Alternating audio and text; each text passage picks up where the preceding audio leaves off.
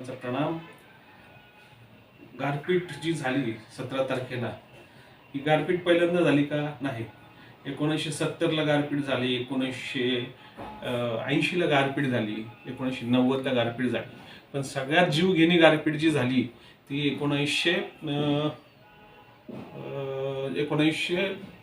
2014 ला आपल्या पर्टिक्युलर कसमध्ये भागामध्ये 2014 ला सगळ्यात मोठी गारपीट झाली, जी 4 दिवस चालू होती. आणि ब्राह्मणगावच्या हे गवळीचा जो पट्टा आहे नदीकाठचा, तिथपासून तर ती आराई बिराई असं करत बऱ्यापैकी कांद्याचं क्षेत्र त्यावेळेस त्यांनी डॅमेज केलं. आणि त्यावेळेस भाव पण मग त्याच्यामुळे कांद्याचं प्रचंड आवकीचं नुकसान झालं आणि शेवटच्या टप्प्यात नुकसान झालं मार्च महिन्यामध्ये.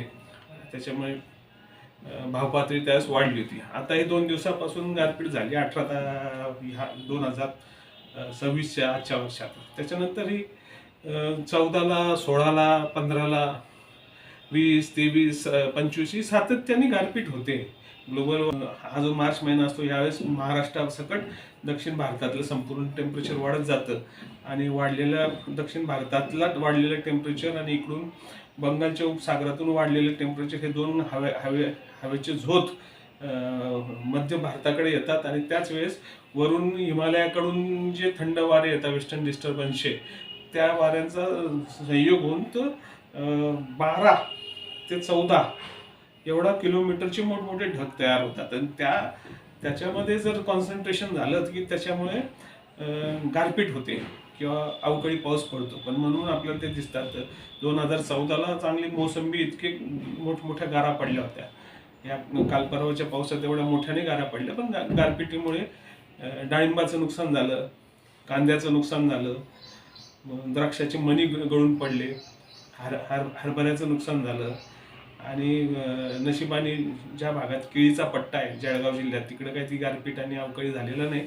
पण केळीच्या पट्ट्यामध्ये मे महिन्यात येणारी वादळं जास्त नुकसान करतात.